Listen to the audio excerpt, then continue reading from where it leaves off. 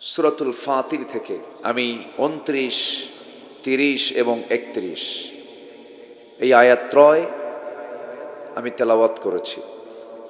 তেলাওয়াতকৃত আয়াতগুলোকে সামনে রেখে কিছু কথা বলতে চাচ্ছি। ওয়ামা তাওফীকি ইল্লা বিল্লাহ আলাইহি তাওয়াক্কালতু ওয়া ইলাইহি উনীব। সেই মহান রবের প্রতি পূর্ণ ভরসা রেখে আসুন আমরা মূল আলোচনার দিকে চলে যাই। সম্মানিত হাজিরিন, আমার দেশে প্রতিদিন শত শত মাহফিল অনুষ্ঠিত হচ্ছে গোটা দেশ জুড়ে। এই যে হাজার হাজার মাহফিল আলোচকরা আলোচনা করেন, সকল আলোচনার যে মূল যে সোর্স, যে কিতাবের আলোচনা মূলত মাহফিলগুলোতে হয়, সেই কিতাবের নামটা সবাই বলুন, কি তার নাম? জোরে বলুন, কি তার নাম?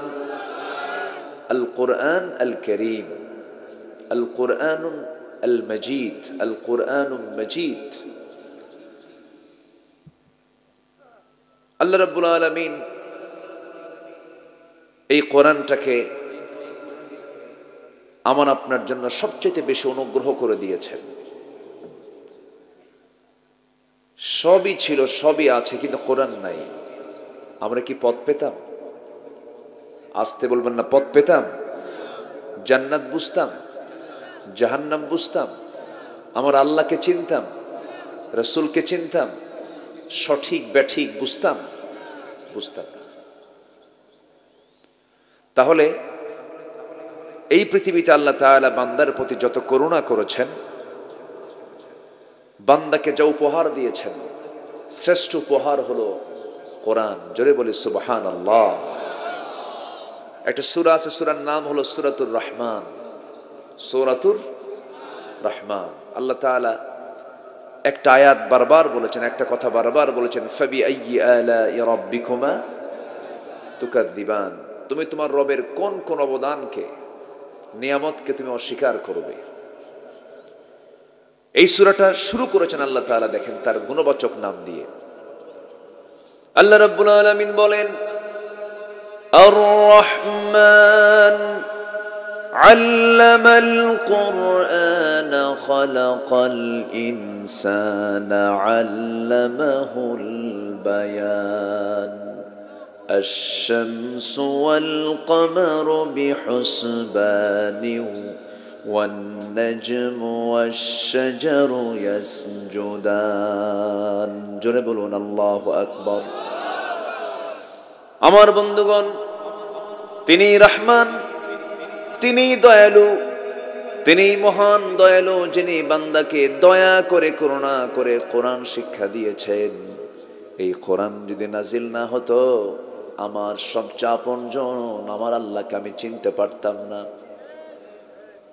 আমার আপনজন রাসূলকে আমি চিনতে পারতাম না, জান্নাতের রাস্তা কোনটা বুঝতে পারতাম না, জাহান্নাম কোনটা কিছুই আমি জানতাম না। আমার বন্ধুগণ, আল্লাহ রাব্বুল আলামিন বান্দার প্রতি সবচেয়ে বড় দয়া করে কোরআনটা তিনি বান্দাকে দিয়েছেন, কোরআন শিক্ষা তিনি দিয়েছেন। সেই কোরআন আজকে আমাদের সবার চোখের সামনে স্পষ্ট করে থাকার পরেও কোরআনের শিক্ষা আজকে সমাজে সব জায়গায় কি আছে নাকি? সব জায়গায় আছে? নাই। অথচ সব শেখার আগে কোরআন শেখাটা বাধ্যতামূলক ছিল। বান্দা যদি ডাক্তার না হয়, আল্লাহর কাছে তাকে জবাবদিহি করা লাগতো না। সবার তো ডাক্তার হওয়া জরুরি নয়, সবার তো ইঞ্জিনিয়ার হওয়া জরুরি নয়। অনেকের মধ্যে একজন ডাক্তার হয়ে গেছে, হকটা আদায় হলো, সবাই তো ডাক্তার হওয়ার দরকার নাই, সবার তো ইঞ্জিনিয়ার হওয়ার প্রয়োজন নাই। এইরকম করে যতগুলো শিক্ষাই দুনিয়াতে রয়েছে, সব শিক্ষা সবার জন্য জরুরি নয়, কিন্তু একটা শিক্ষা সবার জন্য জরুরি, সবার জন্য ফরজ, সেটা হলো কোরআনের শিক্ষা।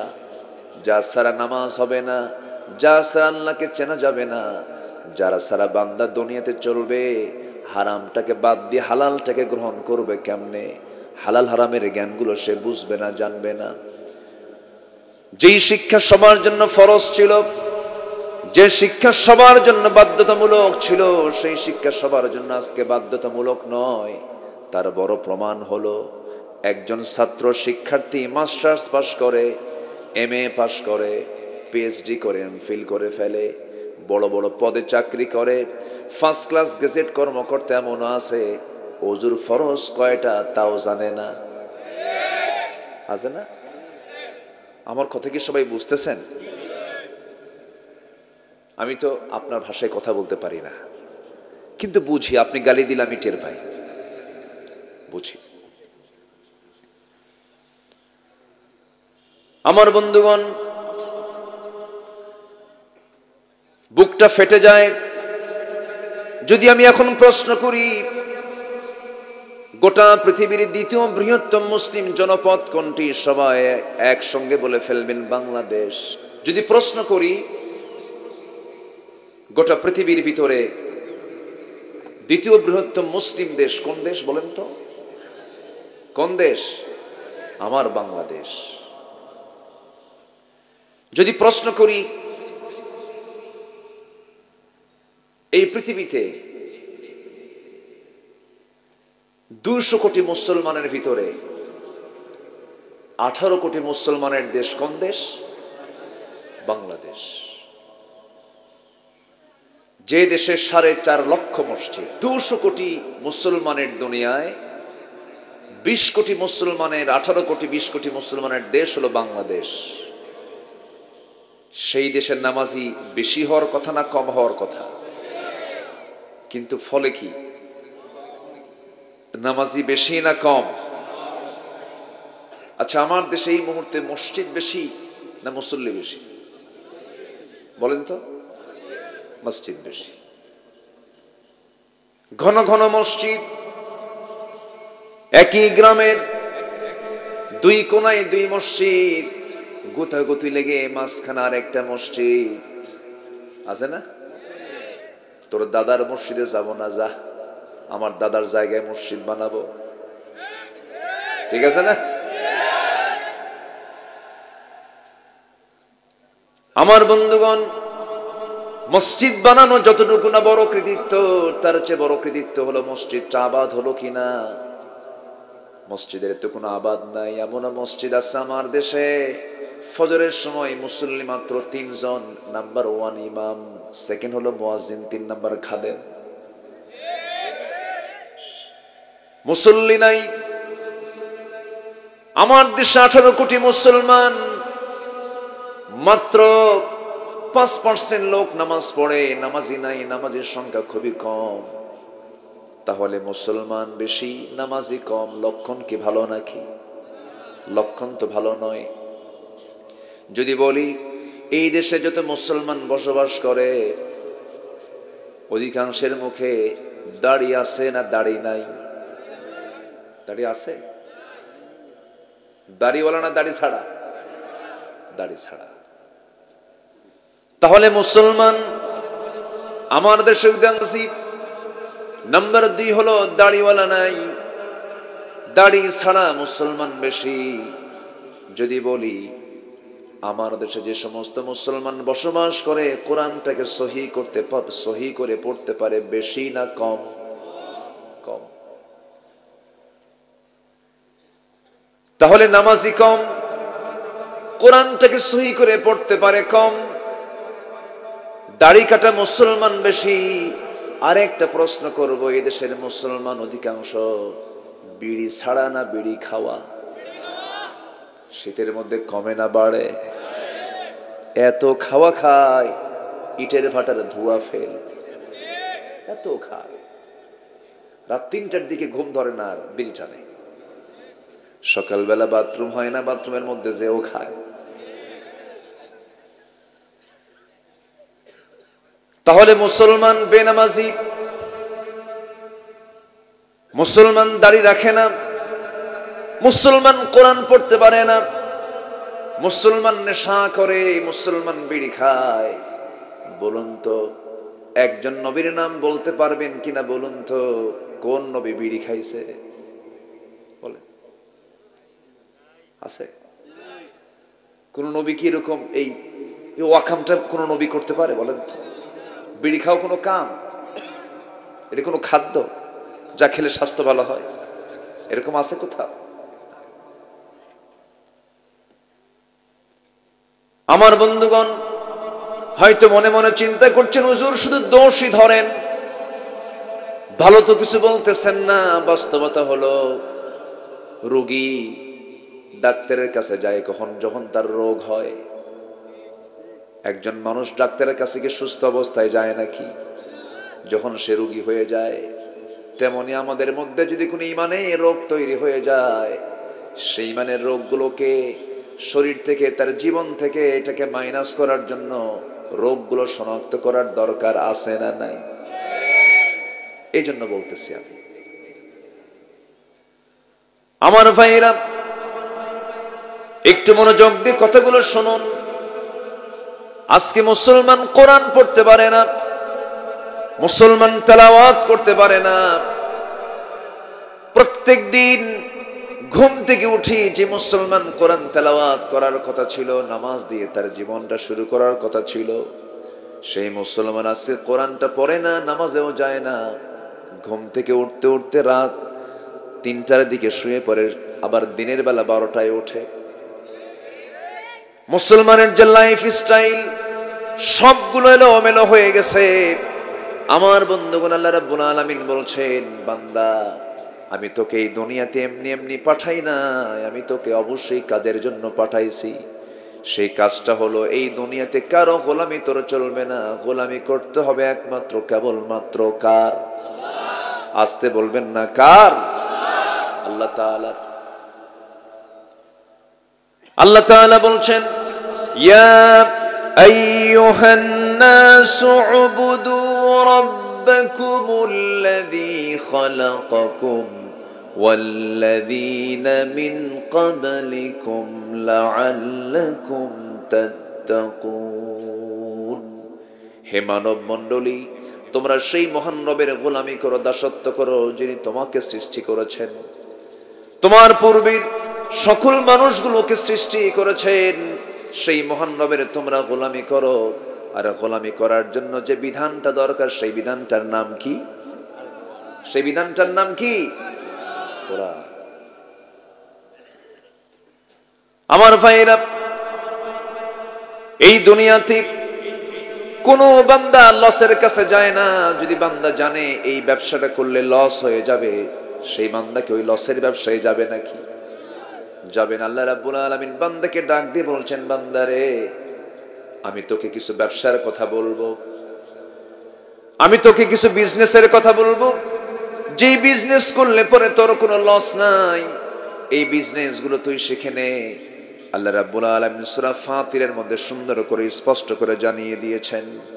মহান রাব্বুল আলামিন সুন্দর করে বলছেন, ইন্নাল্লাযীনা ইয়াতলুনা কিতাবাল্লাহ ওয়া আকামুস সালাতা ওয়া আনফাকু মিম্মা রাযাকনাকুম সিররান ওয়া আলানিয়াতান ইয়ারজুনা তিজারাতান লান তাবুর। জোরে বলুন আল্লাহু আকবার।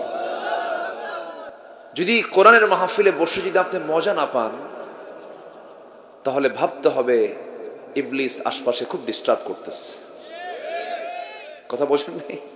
ইবলিস তো মনে হয় বড় লেখা আসে না। আসে? এখানে বড় লেখা আসে? ইবলিস এমন কোন জায়গায় নাই যেখানে যায় না।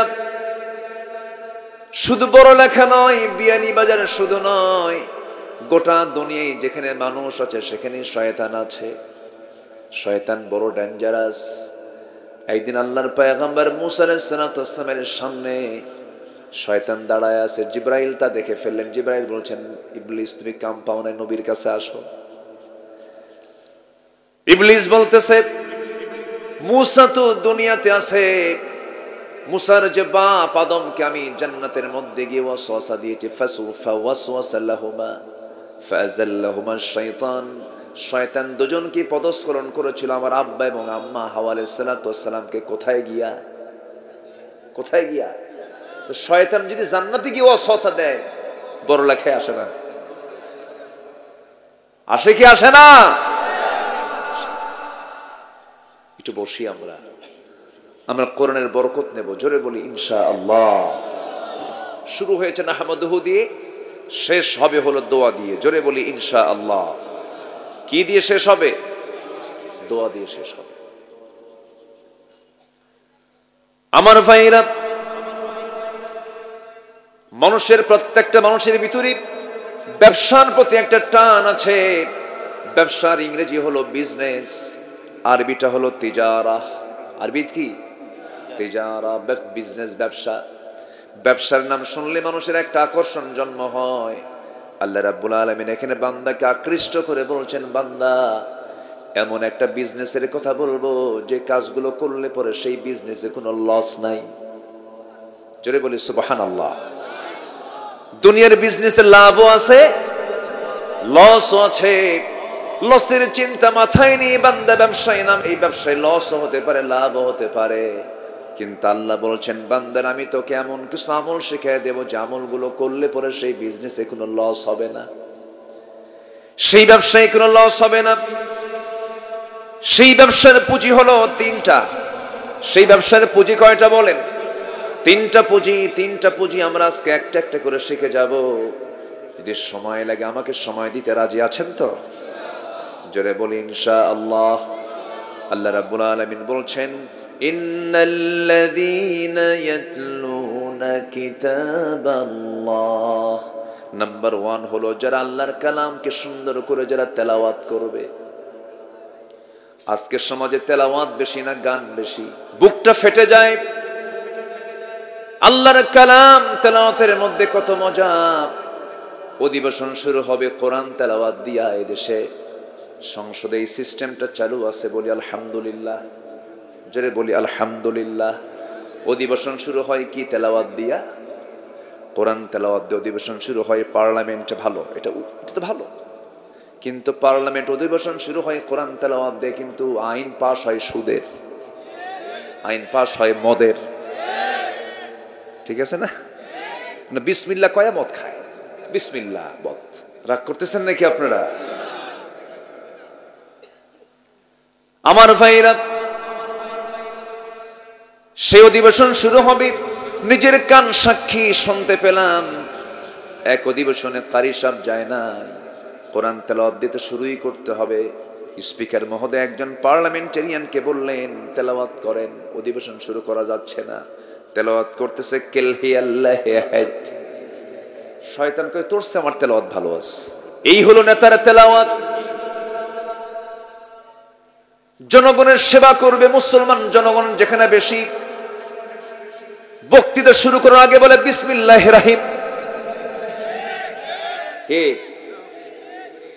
রহমান বাদ গেছে। আমার বন্ধুগণ বিসমিল্লাহ বলতে পারে না, সালাম দিতে পারে না, আল্লাহর কালাম তেলাওয়াত করতে পারে না। আল্লাহ বলছেন, শোনো, ব্যবসায়ী যদি লাভবান হতে চাও, 1 নম্বরে তোমার পুঁজি হলো আল্লাহর কালামকে সুন্দর করে তেলাওয়াত করো।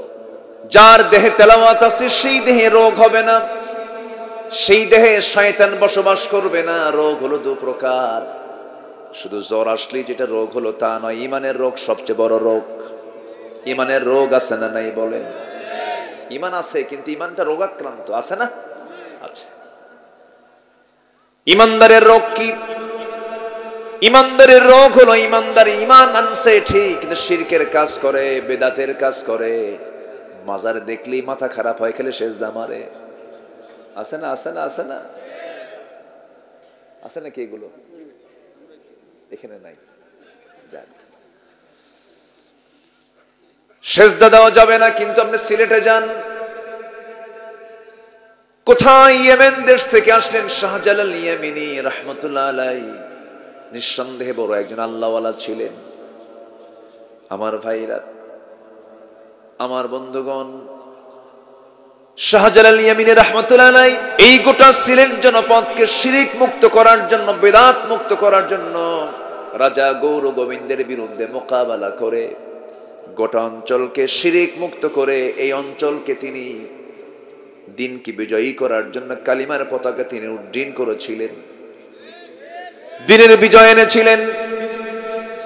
তার মিশন, তার ভিশনটা কি ছিল? ইয়েমেন থেকে এসে তিনি এখানে দিন প্রচারের কাজে নিয়োজিত করলেন নিজের জীবনটাকে। দিনকে কায়েম করলেন, জীবন বাজে রাখলেন, শাহাদত বরণ করলেন, দুনিয়া থেকে বিদায় নিলেন। তিনি শিক্ষা দিয়ে গেলেন কি? আর তার মাজারে যাবেন, কবরে যাবেন, অবস্থাটা কি? কিছু মাজারের কিছু খাদেম নামের কিছু ডাকাত আছে। খাদেম নামের কি এরা? ডাকাত। এইরকম মোষ দেখে ভয়ও লাগে, মনে হয় শয়তান দেখতে ওইরকম। সে মোষগুলো কি হাইব্রিড জাতের, 2.5 ইঞ্চি মোটা, ভিটামিন সমৃদ্ধ মোষ মোটা। সালাড চট পড়ে আছে। কিসের চট? সালাড চট। সালাড চট পড়ে থেকে ভণ্ডামি করছি, গাঁজা খায়, আবার বলে গাঁজা নাকি বেহেশতের গাছ। যেরকম নাউজুবিল্লাহ, গাঁজা নাকি বেহেশতের গাছ। এই বদমাইশি গুলো করে, ওই মাজারে গিয়ে সেজদা দেয়। আবার কিছু মূর্খ লোক আছে, হেল্পার ট্রাক চালাচ্ছে, ড্রাইভারকে বলে বস থামেন, সামনে মাজার শরীফ, একটু ব্রেক দেন। ব্রেক দিয়া কসকসা 100 টাকার নোটটা বের করে মাজারে দিয়ে গেল, দিয়ে আসলো। যারে দিল, মাজারে দিল, সেই লোকটা মরা না তাজা? টাকা দরকার মরা মানুষের না তাজা মানুষের? মরা লোককে টাকা দিয়ে আসলো, সে আপনার কোনো উপকার করতে পারবে না। আপনার যত উপকার, যত কল্যাণ করতে পারবেন তিনি আমার কে? বলেন, আসতে বলবেন না, তিনি আমার কে? এই সমস্ত কাজগুলো যারা করে এগুলো হচ্ছে ইমানের রোগ। ইমান রোগ আক্রান্ত হয়ে পড়ে। কিছু রোগ আছে যে রোগ ইমানে ধরলে পর ইমানটাই বাজেয়াপ্ত। যদি কোনো বান্দা ইমানের দাবি করে কিন্তু শিরকের কাজ করে, তার ইমানটা বাজেয়াপ্ত হয়ে যাবে, জান্নাত তার জন্য বাজেয়াপ্ত হয়ে যাবে। ওমাই ইউশরিক বিল্লাহ ফাকাদ হারামাল্লাহু আলাইহিল জান্নাহ, যে ব্যক্তি শিরিক করবে তার জন্য জান্নাতটা হারাম হয়ে যাবে। আমার বন্ধুগণ, এই জন্য ইমানদারের 1 নম্বর কাজ হলো কোরআনটাকে সুন্দর করে তেলাওয়াত করা। ইমাম ইবনুল কাইয়িম রাহমাতুল্লাহি আলাইহি তিনি বলেছেন, কোরআনের কোনো হক যদি আদায় করতে চাও কয়েকটা কাজ তোমাকে করতে হবে। নাম্বার 1 হলো কিরাআত, সুন্দর করে পড়তে হবে, সুন্দর সুরে পড়তে হবে। কোরআনের সুর আছে না নাই? বলেন, আসতে বলবেন না, আছে না নাই? মন থেকে আপনি একটু জিজ্ঞাসা করবেন, গান শুনতে শুনতে বিরক্ত লেগে যায়, এক গান বারবার শুনতে মন চায় না, কিন্তু আল্লাহর কালাম সূরা ফাতিহা দিয়ে সারা জীবন নামাজ পড়েছেন, কোনোদিন কি বিরক্ত লাগে নাকি? বিরক্ত লাগে না? যারা মক্কায় মদিনায় যারা গেছেন, উমরা যারা করেছেন, হজ যারা করেছেন, সেখানে আরো বেশি মজা পাবেন। নামাজের মধ্যে যে তেলাওয়াত, ইমাম যখন তেলাওয়াত করেন মনে হয় বারবার শুনি। আল্লাহ তাআলা এই তেলাওয়াতের মধ্যে এমন একটা স্বাদ ইমানদারের মধ্যে ঢুকিয়ে দিয়েছেন, এই অমৃত স্বাদ একমাত্র ইমানদাররাই পেতে পারে।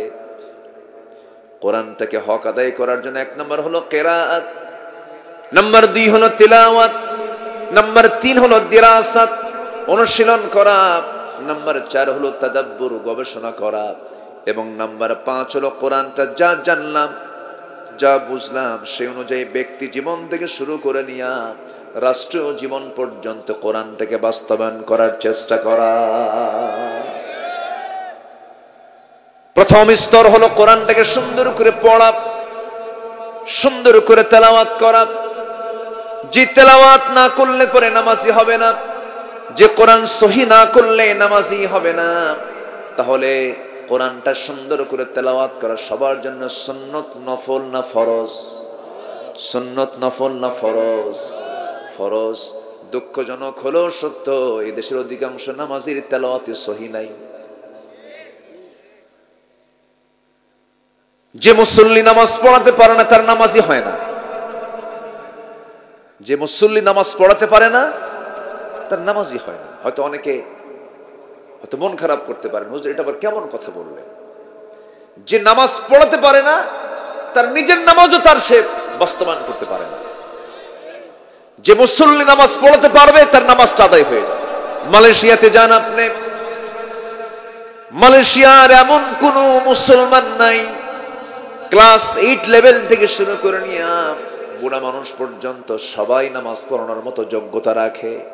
কেন? কি জন্য? এর মূল কারণ হলো তাদের শিক্ষা সিলেবাস এমন ভাবে সাজানো, ক্লাস 8 লেভেলে যখন ওঠে তার 2-3 পারা কোরআন সিলেবাসের মধ্যেই তার মুখস্থ হয়ে যায়। আমার দেশে তো সেই সিলেবাস নাই। ইসলাম শিক্ষার মধ্যে আবার মা দুর্গার ছবি ঢুকাই দিয়েছে, যা পরে কইলো যে না এটা ভুল হয়ে গেছে। কোথায় যাবেন আপনি? আমি অন্য ধর্মকে কটাক্ষ করে কথা বলছি না, আবার মন খারাপ করবেন না। আমাদের তো প্রত্যেকটা কথাই রেকর্ড হয়। হিন্দু আমার দেশে 10% বসবাস করে, তাদের মন্দির আছে, তাদের দেবতা আছে, তারা মূর্তি পূজা করে, তাদের ধর্ম, তাদের মন্দির, তাদের দেবক, তাদের দেব দেবী, এগুলো নিয়ে আমাদের নেগেটিভ পজিটিভ কোনো মন্তব্য করার কোনো দরকার। মা দুর্গা গজে চড়ুক আর ঘোড়ায় চড়ুক, এটা আমাদের দেখার কোনো দরকার নাই। বরঞ্চ তারা যদি সংখ্যালঘু হয় তাদের মন্দির পাহারা দেবার দায়িত্ব আমাদের। ইসলাম এটাই বলে দেয়, আমরা পাহারা দেইও। আমার দেশের হিন্দু ভাইরা জামাই আদরে থাকে। কি আদরে থাকে বলেন? জামাই আদরে। তাদের মন্দির আমরা পাহারা দেই, কিন্তু হিন্দু ভাইরা তা করতে পারেননি। বাবরি মসজিদ তারা ভেঙ্গে চুরমার করে দিয়েছে, মুসলমানদেরকে পুড়ে মেরেছে তারা। ভারতবর্ষে পর্যন্ত 13,500 বার সাম্প্রদায়িক দাঙ্গা হয়েছে। মুসলমান পরম সহিষ্ণু ধর্মের নাম, অন্য ধর্মের প্রতি ইসলাম কখনো কটাক্ষ করতে বলে না। সম্মানিত ভাইয়েরা, আজকে মুসলমান কোরআন পড়তে পারে না, কোরআনটাকে সহি করে জানে না। এটার জন্য দোষ 1 নম্বর ব্যক্তির, এটা ঠিক আছে, ব্যক্তির দোষ ঠিক আছে, কিন্তু এটার জন্য শিক্ষার দায়িত্ব যারা পালন করছেন তাদের দোষ আছে না নয়?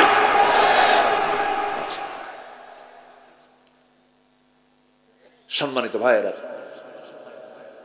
কোরআন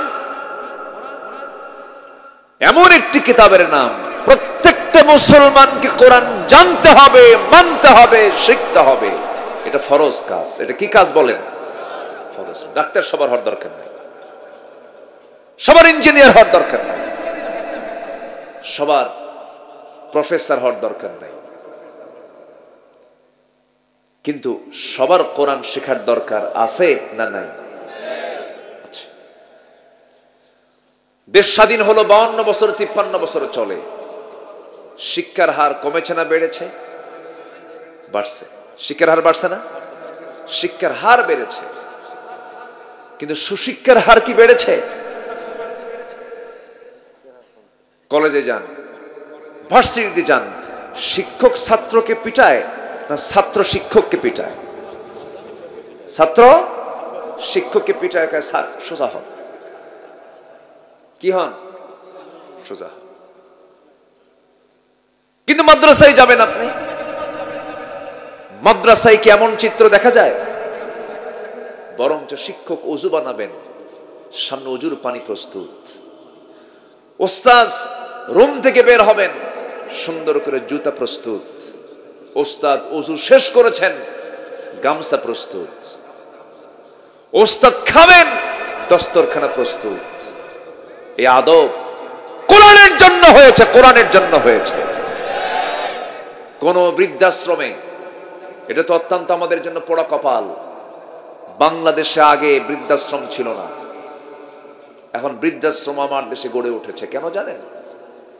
সন্তানরা খুব ব্যস্ত, আব্বা আম্মাকে দেখার টাইমই পায় না। কি ব্যস্ত সন্তান দেখেন, আছে না এরকম, আছে না? বাপ মাকে দেখার সুযোগ নাই, বেতন সিস্টেম করে মাসিক টাকা দিয়ে বাপ মাকে রেখে দেয় বৃদ্ধাশ্রমে, আর ছেলে থাকে গুলশান, বাড়িধারা, ডিওএইচএস, ধানমন্ডিতে। এগুলো সন্তান নয়, সন্তান নামের কলঙ্ক এগুলো সন্তান। আছে না, আছে না নাই? যে সন্তান বাপ মাকে দেখার সময় পায় না, ওটা সন্তানই না, ওটা জানোয়ার। আসতে বলে ঠিক কিনা? ওটা কি মানুষ না জানোয়ার? জানোয়ারের চেয়ে অধম। জানোয়ারের মধ্যেও কিছু মহব্বত আছে আমার ভাইয়েরা। কিন্তু আমি চ্যালেঞ্জ দেব, আমি চ্যালেঞ্জ ছুড়ে দিলাম সবার সামনে, কোন বৃদ্ধাশ্রমে এমন কোন পিতা, এমন কোন মাতাকে পাবেন না যার সন্তান হাফেজ, যার সন্তান আলেম। একটা আলেম সন্তানের, একটা আলেম, একজন হাফেজ সন্তান কখনো তার বাবা মাকে বৃদ্ধাশ্রমে রাখতে পারে না, কারণ কোরআন তাকে এই শিক্ষা ঠিকই দিয়েছে। এই জন্য যা ভুল করছি, সন্তানকে প্রথম সবক দেব কোরআন। জোরে বলি ইনশাআল্লাহ। আজকে কয়জন ছাত্রের মাথায় পাগড়ি দিলাম? 4 জন। আমি তো মনে করি এই 4 জনের চাইতে ভাগ্যবান শিক্ষার্থী পৃথিবীতে আর নাই। তাদের সিনায় আছে কয় পারা কোরআন? বলেন কয় পারা কোরআন? সবাইকে এই নসিব পায়? বুদ্ধি থাকলে কি কোরআন মুখস্থ করা যাবে? রহমত লাগবে কার?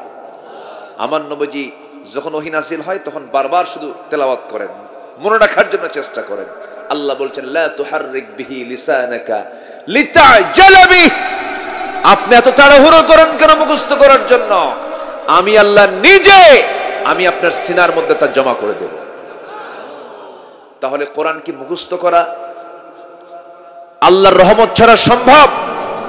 হাফেজদের সিনার মধ্যে জমা করে দেন কে? আসতে বলবেন না, কে জমা করে দেন? হাফেজ তারাই যারা আল্লাহর নির্বাচিত বান্দা। আল্লাহর কি বান্দা বলেন? নির্বাচিত বান্দা। সবাই হাফেজ হয় না, সবার কপালে হিফজ জুটে না। সেই হাফেজ তৈরির কারখানা হলো এই মাদ্রাসা। বলি আলহামদুলিল্লাহ। এই যে তার হলো ইঞ্জিনিয়ার, কারিগর, হাফেজ বানানোর কারিগর আমার আব্দুল আলিম ভাই, আমার জুনায়েদ ভাই লন্ডন থেকে এসেছেন শুধু এই মাহফিলকে বাস্তবায়ন করার জন্য। তাদের নেতৃত্বে এই প্রতিষ্ঠানটা চলছে। শুধু কানাইঘাট থেকে সেখানে হাফেজ হলে হবে না, এই বিশ্রামানদের প্রত্যেকটি ঘর থেকে আমি হাফেজ দেখতে চাই। কষ্ট পাচ্ছেন নাকি আপনারা? হাফেজ থাকতে হবে ঘরে ঘরে, রহমত হবে ঘরে ঘরে। আলহামদুলিল্লাহ বলেন, জোরে বলি আলহামদুলিল্লাহ। বলে কি জানেন, হাফেজ হয়ে কি হবে? মাদ্রাসায় পড়ে কি ভাত পাবে? দেখছেন, এই কথা যে বলবে তার কি ঈমান আছে না গেছে? তার কি ঈমান আছে না গেছে? তার ঈমান চলে গেছে, তার ঈমান থাকবে না। কি খাবে, কি পড়বে, এই দায়িত্ব কি আপনার না আল্লাহর? আসতে বলে এই দায়িত্ব কি আপনার, আমার না আল্লাহর? আমরা যখন পৃথিবীতে আসি নাই তখন আমাকে খাওয়াইছেন কে? আমি যখন মার পেটে ছিলাম কয় মাস? আসতে বলবেন না, কয় মাস? কে খাওয়াইছে বলেন? পৃথিবীর কোন খাদ্যমন্ত্রী ওই জায়গায় গেছে? কেউ তো আমাকে খাওয়ায় নাই। আমার আল্লাহ তাআলা এত সুন্দর করে খাওয়ানোর বন্দোবস্ত করে দিয়েছেন। মার তারের সাথে আমার তারের জোড়া লাগায় দিয়েছেন। মার মাসিক অসুখকে বন্ধ করে দিয়া আমাকে কেমন সুন্দর করে খাওয়ার জন্য প্রস্তুতি নিয়ে নিলেন আল্লাহ রাব্বুল আলামিন। 9টা মাস 10টা মাস পেশাব পায়খানারও প্রয়োজন হলো না। মার পেটে ছিলাম 10টা মাস। আল্লাহ রাব্বুল আলামিন তিলে তিলে আমাকে বড় করেছেন। চোখের জায়গায় চোখ দিয়েছেন, কানের জায়গায় কান দিয়েছেন। আল্লাহ তাআলা আমাকে আবর্ষণ করে দুনিয়া থেকে, মরা করে দুনিয়া থেকে পাঠিয়ে দিতে পারতেন। আল্লাহ তাআলা কত করুণা করে মাথা থেকে পা পর্যন্ত এমন সুন্দর করে বানিয়ে দিয়ে বান্দাকে বলছেন, বান্দা আমি তোর এমন রব, ওই মার পেটের ভিতরে তোর জন্য যা কিছু প্রয়োজন ছিল সব কিছু আয়োজন করে প্রাণ সঞ্চার করে দিয়া দীর্ঘ 10টা মাস আমি তোর পিছনে মেহনত করে পরিশ্রম করে সুস্থ করে এই দুনিয়াতে আমি তোকে শিশু আকারে পাঠায়া দিয়েছি। জোরে কান সুবহানাল্লাহ। কে চালাইছেন? আচ্ছা, মার পেটে খাওয়া সহজ না দুনিয়াতে এসে খাওয়া সহজ? সহজ কোনটা? মার পেটে খাওয়া সহজ? মার পেটে খাওয়া কি সহজ? সহজ আল্লাহ করে দিয়েছেন দেখে। মার পেটে যিনি ব্যবস্থা করতে পারেন খাবারের, তিনি কি দুনিয়ার জীবনে খাবারের ব্যবস্থা করতে পারেন না? পারেন না? বলেন। আমাকে খাওয়ান কে? একটু জোরে বলতে, আমাকে খাওয়ান কে? আমাকে চালান কে? হয়তো অনেকে বলবেন আল্লাহ আমাকে কেমনে খাওয়ায় আমি যদি না খাই? আপনি খান না মানে? আপনাদের খান সর্বক্ষণ। আপনার নাকের ডগায় একটা খাবার আছে, তার নাম হলো অক্সিজেন। নাকের ডগায় খাবারটা কে দিয়েছেন? বলেন তো কোন খাবার আগে দরকার, নাকেরটা না মুখেরটা? কোন খাবার আগে দরকার, নাকেরটা না মুখেরটা? নাকেরটা, যেটা এসেনশিয়াল, একদম নাকের ডগায় খাওয়া দিচ্ছেন। সুবহানাল্লাহ বলেন। যে বলে আল্লাহ আমারে খাওয়াই কেমনে, তার নাকটা চিপে ধরবে। কি সুন্দর করে তিনি খাওয়ান। তিনি শুধু আমাকে আপনাকে খাওয়ান না, সকল প্রাণীকে তিনি খাওয়ান। ছোট্ট ছোট্ট প্রাণী থেকে শুরু করে বৃহৎ প্রাণী পর্যন্ত, ছোট্ট মাছি থেকে শুরু করে নিয়ে হাতি পর্যন্ত সমস্ত প্রাণীর খাবারের দায়িত্ব কার? আসতে বলবেন না কার? আমাদের দেহের হৃৎপিণ্ড আছে একটা, অক্টোপাসের হৃৎপিণ্ড হলো দেহের মধ্যে 3টা। আমরা পানিতে ডুব দিয়ে থাকি কয়েক সেকেন্ড। আল্লাহ রাব্বুল আলামিন জলের জাহাতি জলহস্তি দিয়েছেন, সেই জলহস্তিটা জলের নিচে অবস্থান করতে পারে 30 মিনিট। যখন সুবহানাল্লাহ। প্রত্যেকটা প্রাণীর যে ব্যালেন্স, সবকিছু ভারসাম্য আমার আল্লাহ সব দিয়ে দিয়েছেন। আমার ভাইয়েরা, এই পৃথিবীতে সবচেয়ে ঘ্রাণ বেশি হলো কুকুরের। কুকুরের ঘ্রাণ শক্তি হলো মানুষের চাইতে 25,000 গুণ বেশি। সেই কুকুরের চাইতে পিঁপড়ার ঘ্রাণ আরো বেশি। জোরে কোন সুবহানাল্লাহ।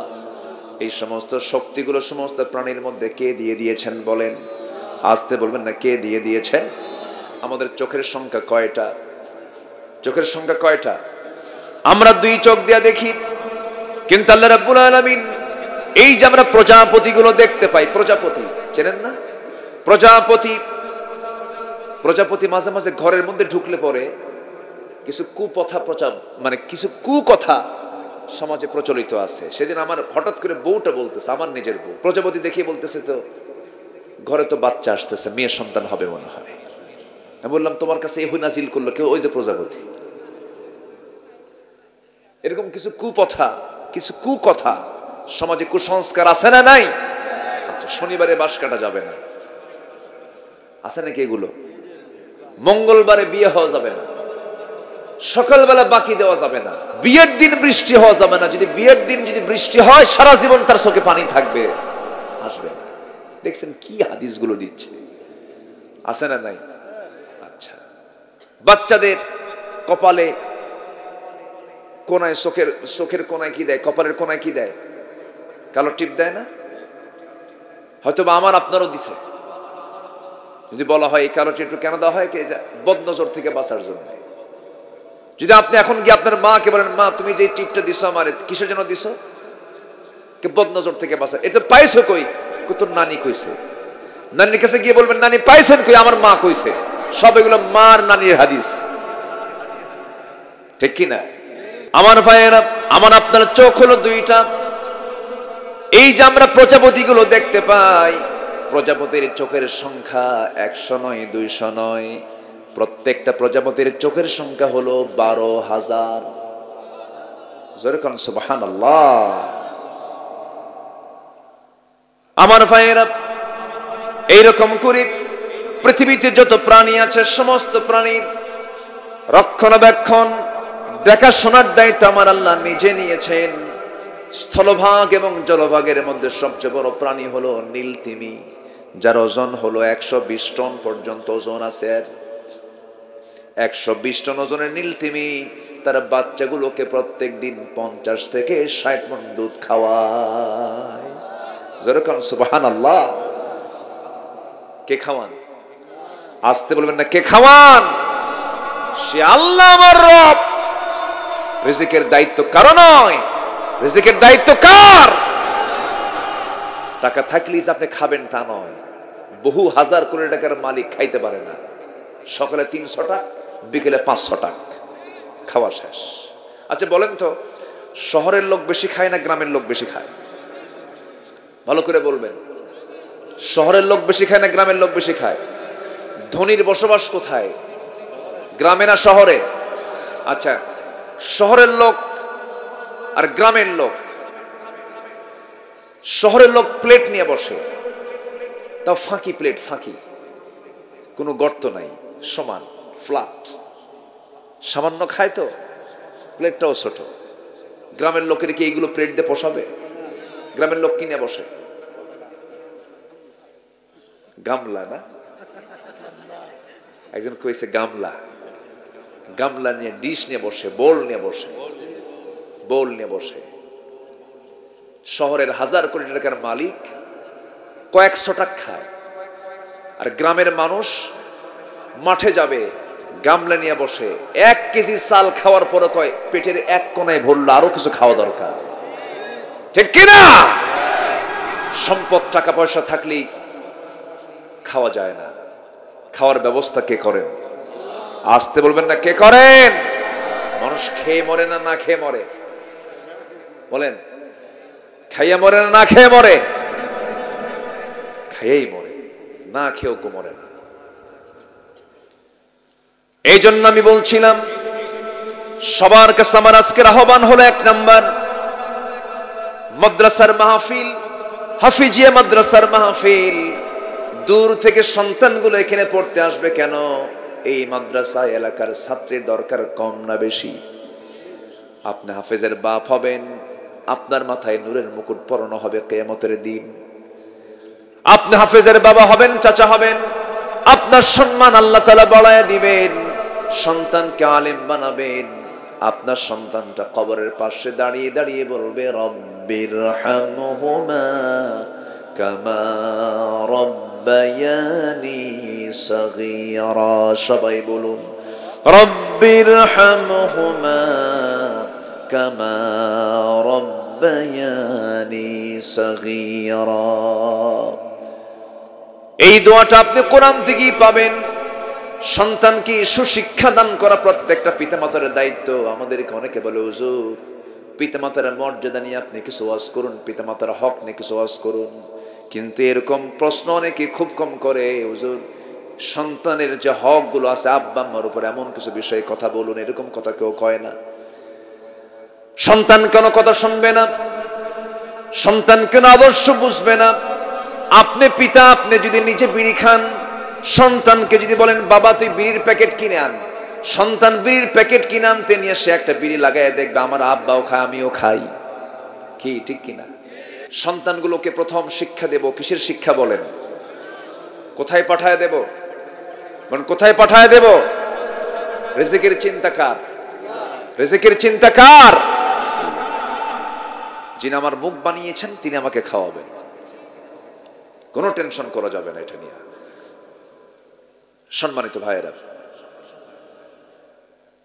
আমার নবীজি যখন কোরআন পান নাই, সমাজকে ভালো করতে পারেন নাই। কোরআন যখন পেয়েছেন, সমাজ ভালো হয়ে গেছে। সেই কোরআন আজও আছে না নাই? কিন্তু কোরআন কি প্রতিষ্ঠিত আছে? কোরআন কি আজকে সমাজে চালু আছে? আমার বন্ধুগণ, 3টা কাজ করলে সেই 3টা কাজের কোনো লস নাই, সেই ব্যবসার কোনো লস নাই। 1 নাম্বার বিষয়টা আমি আজকে বলে দিলাম। 1 নাম্বার হলো যারা আল্লাহর কালামকে সুন্দর করে তেলাওয়াত করবে। নাম্বার 2 হলো ওয়া আকামুস সালাহ ওয়া আনফাকু মিম্মা রাযাকনাহুম সিররাও ওয়া আলানিয়াহ। নাম্বার 2 হলো যারা নামাজকে কায়েম করবে। নামাজ আদায় করে এক জিনিস, নামাজ কায়েম করা আরেক জিনিস। নামাজ পড়তে কেউ বাধা দেবে না, আপনি নামাজ পড়বেন। জো বাইডেন বাধা দেবে না, আপনি নামাজ পড়বেন। ঋষি সোনাক নামাজ পড়তে বাধা দেবে না, আপনি নামাজ পড়বেন। রাশিয়ান ভ্লাদিমির পুতিন আপনাকে বাধা দেবে না, আপনি নামাজ পড়বেন। দামোদর দাস নরেন্দ্র মোদী আপনাকে নামাজ পড়তে বাধা দেবে না। কিন্তু আপনি যখন বলবেন নামাজ সমাজে চালু করতে হবে, নামাজটাকে কায়েম করতে হবে, এই কথা বলবেন যখন, তখন আপনার বিরুদ্ধে তোকমা লাগায় দেবে জঙ্গি। কি বলবে? জঙ্গি, মৌলবাদী, বিভিন্ন গালি দিয়ে আপনাকে একদম তুলাধুনা করে ফেলবে। আমার বন্ধুগণ, নামাজ যারা পড়বে কিন্তু নামাজ কায়েমের সংগ্রাম যারা করবে না, আল্লাহর ভাষায় তারাই হলো মুনাফিক। কারণ আমার নবীজি মুনাফিককে চিহ্নিত করেছেন নামাজে না জিহাদে। নামাজে না জিহাদে? জিহাদে নামাজি নামাজ পড়তে পারে, কিন্তু প্রকৃত নামাজি নামাজও পড়বে, নামাজ কায়েমের জন্য চেষ্টা চালাবে। কিন্তু একজন মুনাফিক নামাজি কখনো নামাজ পড়বে কিন্তু জিহাদের ময়দানে নামাজ কায়েমের জন্য যাবে না। শুধু বলবে কি জানেন, যত রক্ত লাগে দেব, প্রয়োজনে লোক পাঠাবো, আমি যাব না। আছে না এরকম লোক? আছে না? আছে না? নাই? মারামারি লাগলেই পিছনে থাকে, সামনে যায় না। নেতার চরিত্র কি পিছনে থাকে না সামনে থাকা? বলেন বলেন বলেন বলেন। সামনে থাকা। একটু কান লাগান, এই তিনটা সাবজেক্ট আজকে আমরা শিখে যাব। তিনটা কাজ আমরা শিখলে পরে আমল করলে সেই ব্যবসায় কোনো লস হবে না। কার কথা? আল্লাহর কথা। নাম্বার 2 হলো নামাজ কায়েমের সংগ্রাম করে। এর আগে আমাদের প্রয়োজন হলো 5 ওয়াক্ত নামাজ আমরা নিজের আগে পড়ব। রাজি আছি তো? একানা জামাতে, একানা জামাতে, বুঝে না না বুঝে, জেনে না না জেনে, সময়ে না অসময়ে, তাড়াতাড়ি না আস্তে আস্তে, আস্তে আস্তে বুঝে শুনে নামাজ পড়তে হবে। ওই লোকের মতো নামাজ পড়লে হবে না। এক বেচারি 5 ওয়াক্ত নামাজ মসজিদে পড়ে, তারই এক প্রতিবেশী আছে, সে হলো হিন্দু। সে হিন্দু লোকটা মসজিদের পাশেই তার বাড়ি, প্রত্যেক দিন মসজিদের সামনে দিয়ে যায় আর শুনতে পায় ইমামের মুখ থেকে সামি আল্লাহু লিমান হামিদা। তো হামিদা বারবার শুনতে শুনতে হিন্দু লোকের চিন্তা হলো, নামাজের মধ্যে শুধু এক মহিলার নামে দোয়া পড়ে, হামিদা হামিদা। এই হামিদা মেয়েটা কার মেয়ে? এটা হিন্দুর চিন্তা। প্রশ্ন করবে কাকে? তার এক প্রতিবেশী, সে মুসলমান, তাকে বলল, ভাই তোমাদের ইমাম সাহেবের হলোটা কি? প্রত্যেক দিন নামাজের মধ্যে শুধু এক মহিলার নামে দোয়া পড়ে, হামিদা হামিদা মেয়েটা কার মেয়ে? এখন এই মুসল্লি বলতেছে, ভাই আমি 25 বছর যাবত বা জামাতে প্রথম কাতারি নামাজ পড়ি, আজ পর্যন্ত আমিও ঠিক মতো জানি না আসলে হামিদা মেয়েটা কার মেয়ে। তাহলে ওই হিন্দুর চিন্তা আর এই মুসলমানের চিন্তার মধ্যে কোনো তফাৎ আছে? আসতে বলেন, তফাৎ আছে? আজকে যদি নামাজে যদি নামাজটা বুঝতো, আজকে যদি প্রকৃত মুসলমান যদি নামাজটা বুঝতো, নামাজি কখনো মদের দোকান বানাতে পারতো না, নামাজি কখনো সুদের কারবার করতে পারতো না। সম্মানিত ভাইয়েরা, সম্মানিত বন্ধুগণ, নামাজ আমাকে অন্যায় কাজ থেকে বিরত রাখবে, এটা ঠিক আছে। কিন্তু যে নামাজ আমাকে অন্যায় কাজ থেকে দূরে রাখতে পারে না, অশ্লীল কাজ থেকে দূরে রাখতে পারে না, সেই নামাজ কোনো নামাজ নয়। নামাজি কখনো সুদখোর হতে, নামাজি কখনো বান্দার হক নষ্ট করতে পারে? হজ করতে যাচ্ছেন হাজী সাহেব, বোনদের সম্পদ, মেয়েদের সম্পত্তি ছেলেকে লিখে দিয়ে যায়, আছে না? মনে হয় মৌলভীবাজার নাই, আছে? একটা ছেলে 5টা মেয়ে, যদি মারা যায়, যাওয়ার আগ দিয়ে মেয়েদেরকে ডাক দিয়ে বলে, মা আমি তোমাদের বিয়ে দিছি, আমার একটা মাত্র ছেলে, তোমরা যে সম্পত্তি পাবে সেই সম্পত্তিগুলো আমি আমার ছেলের নামে লিখে দিতে চাই। ওর হজ করার দরকার আছে? আসতে বলো, দরকার আছে হজ করার? ও তো বুড়া শয়তান। আবার কিছু কিছু হাজি আছে, বাপ মারা গেছে, 1 যুগ হয়ে গেছে, 12 বছর হয়ে গেছে, বাপ মারা গেল, বোনরা সম্পত্তির ওয়ারিস হয়ে গেছে, কিন্তু বোনদেরকে সম্পদ বুঝায় দেয় না ভাইরা। অথচ সেই বোনের জায়গার ধানগুলো চষে চষে চাষাবাদ করে সেই ধানগুলো ভাই তার নিজের গলায় ভরায়, বোনের সম্পত্তিতে ধান লাগায় খায়, হজ করে, যাকাতও দেয়, কিন্তু বোনকে সম্পদ বুঝায় দেয় না। আমার বন্ধুগণ, এরকম হাজি আমার দেশে আছে না নাই বলেন? আসতে বলবেন না, আছে না নাই? আবার হাজিকে হাজি না বললে আবার মন খারাপ করে। ভাই এদিকে আসেন, তোকে ভাই বলো কেন? 6 লাখ টাকা খরচ করে হজ করে হাজি খাও। আসেন, এরকম আছে না নাই বলেন তো?